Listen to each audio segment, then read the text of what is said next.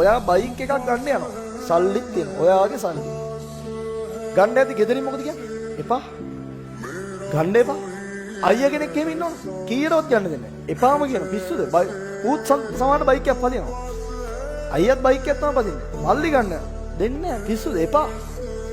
ගෑල්ලන්ක scooter එක ගන්න. කොහොමත් එපා. අම්මෝ. මාත් කියන එපා කියන. එපා. එපා කියනවා. බාධාවක් ඇති කරනවා. එපා කියන්නේ බාධාවක්. දැන් මට කොහොම ගියද මතක් වෙනවා අපේ මල්ලි බයික් එකක් ගන්න කියලා. මගේ මල්ලි බයික් එකක් ගන්න යද්දි මම කිව්වා එපා. ගන්න එපා. පිස්සුද? ඇයි දන්නවද? එහෙම එපා කියන දැන් වල අම්මලා තාත්තලා එහෙම විශේෂයෙන්ම බයික් එකක් ගන්නවා අයියා කෙනෙක් එහෙම ඉන්නවනම් කොහොමත්ම ගන්න දෙන්නේ නැහැ. කොහොමද එහෙම හරි අසාධාරණ ලක් වෙච්ච පිරිම ළමයි ගොඩක් ඉන්නවා. ගන්න පුළුවන් මේ CD 100 එකක් හරි ගන්න හොඳ බයික් එකක් ගන්න. දෙන්නේ එපා කියනවා. ඇයි හේතුව බොහෝ වෙලාවට ඒ කට්ටිය දැකලා තියෙනවා තාත්තා හරි අයියා හරි ඒ කට්ටිය දැකලා තියෙනවා අම්මා හරි දැකලා තියෙනවා. එහෙම බයික් පැදලා කොල්ලොන්ට වෙච්ච දේවල්. සමහරට එයාට එහෙම වෙලා තියෙනවා. ඒක නිසා මේ කොල්ලෙක් බයික් එකක් පදිනවට බොහෝ වෙලාවට ඉතින් ඉන්න කට්ටිය කැමති නැහැ. දැන් අපේ මල්ලිත් කැම්පස් ගියපු ගමන් ඉස්සල්ලාම බයික් එකක් කියලා මට කිව්වේ නෑ අපේ අම්මට එහෙම කියලා. අම්මා කියන මල්ලිට බයික් එකක් දැන් අරන් දෙන්න වෙයිනේ. අම්මා කවදාවත් මම බයික් එකක් ගන්නවට කැමති වුණේ නෑ. ඒතර මම අම්මට කියනවා අම්මා වෙනස් වෙලා දැන් මට බයික් එකක් ගන්න දුන්නේ නෑ නේ කාලේ. මම ගන්නෙත් මම අකමැතිම වෙලා මම හොරෙන් වගේ තමයි ගත්තේ. හොරෙන් වගේ අරගෙන මගේ අයියා මහාන වෙලා ඉන්නේ. අයියට කියලා අයියගේ තියෙන හාමුදුරුවෝ කියලා කියන හාමුදුරුවන්ට කියලා හාමුදුරුවෝ හරහම්මඩ කියලා තමයි පොඩ්ඩක් කැමති කරගෙන ක්ලාස් වලට යන්න බයික් එක ගත්තා. අවශ්‍යතාවයේ ක්ලාස් වලට යන්න.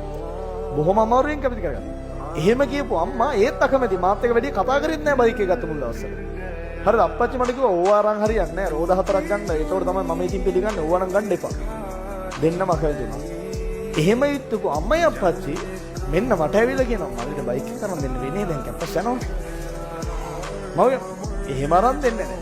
එහෙම අරන් දෙන්න බෑනේ මම කියලා කැමති උන්නේ. හේතුව මමත් බයික් එක පැදලා මගේ තියෙන දැඟලිල්ලට මම රිද්දගත් අවස්ථා තියෙනවා. අතපය රෙලි ගහගත් අවස්ථා තියෙනවා. ඒ වගේම මම ඒ වගේම දැකලා තියෙනවා. ඒකට මට මාර බයයි මල්ලිගේ කැටගිරියාවත් මම දන්නවා. ඒකෙන් මම මාර බයයි මේ අරන් දෙන්න. ඊට පස්සේ මම හිතුවා කියලා තරන් දෙන්නේ නැහැ. ඊපස්සේ මට මතකයි මම පන්සලේ ගියා හාමුදුරුවෝ බලන්න. ඒතර අපේ හාමුදුරුවෝමයි මම පන්සලට ගියේ රෑ 12යි ගානේ. පාන්දර 4 වෙනකන් අපි දෙන්න කතා කරගෙන ඉඳලා ඒකෙන් වැඩි හරියක් උනේ දැන් හාමුදුරුවෝ කියන මට මල්ලිට බයික් එක අරන් දෙන්න කියලා. මම කියනවා නෑ මං අරන් දෙන්නේ නෑ. හාමුදුරුවෝ කියන අරන් දෙන්න. මම කියනවා නෑ මං අරන් දෙන්නේ නෑ. දැන් අපි දෙන්න තර්ක කරා නෑ උනාට එයා තරුණ වයසේ ඉන්න කෙනෙක්. එයා ඒ කාලේ ඔක පදින්නේ නැතුව ඔයා වගේ වුණාම පදින්නද? මම බලලා මම දරුවෝ නැද්ද? මම කියනවා මම වාහනයක් අරන් දෙන්න. ඒත් මං ඒක අරන් දෙන්නේ නෑ. ඊට පස්සේ කියනවා නෑ නෑ වාහනයක් එපා. එයා කැමති බයික් එකටනේ. අපි දෙන්න තර්ක කර ඉඳලා අන්තිමේට මම කිව්වා නෑ මං අරන් දෙන්නෙම නෑ. හාමුදුරුවෝ මම කියන එකට කැමති නෑ. හාමුදුරුවෝ ආ ගෙදර ගිහිල්ලා කල්පනා කරලා බලන්න.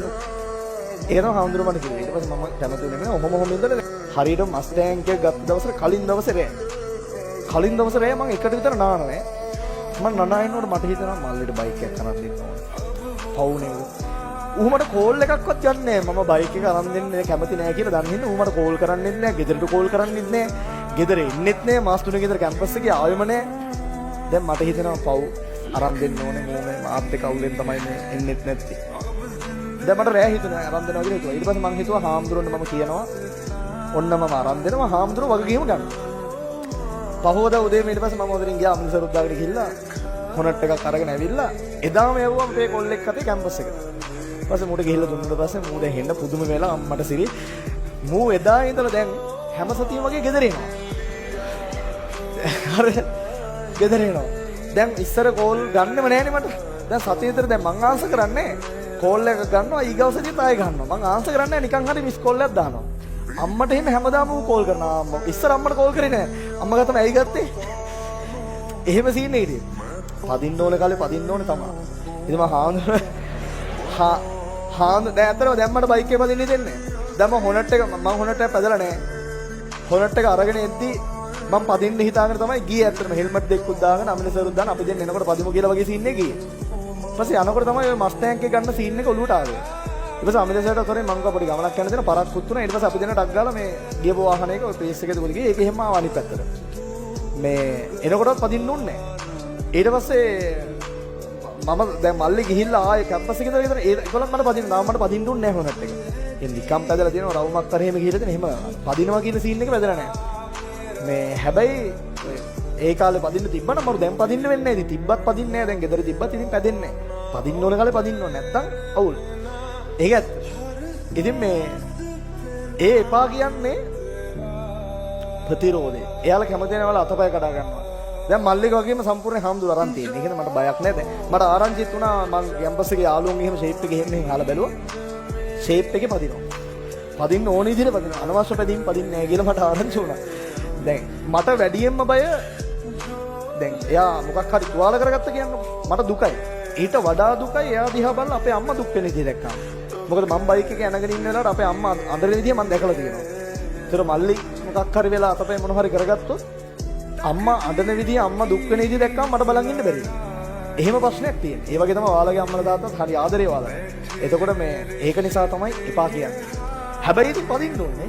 පදින්න ආරක්ෂිත විදිහට